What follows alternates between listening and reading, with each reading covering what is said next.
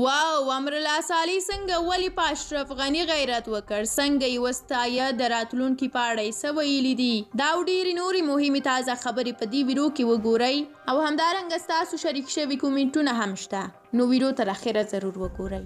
د افغانستان د بېواکه شوي ولسمشر محمد اشرف غني لومړي مرستیال امرالله سالي تر څو میاشتني ځنډ وروسته د ولسمشر غني لومړی مرکه د یوې نوې مبارزې پیل ګڼلې هغه پر خپله ټویټر پاڼه باندې لیکلي دي چې دا مبارزه به د افغانستان د قضیې د حل لارې لپاره وي هغه نه ده روښانه کړې چې دا مبارزه به په کومه بڼه او څنګه مخته وړل کیږي له دې سره د ولسمشر غني مرستیال ټینګار کړی دی چې د طالبانو پر وړاندې په جنګېدو پښیمانه نه دي او پرې ویاړي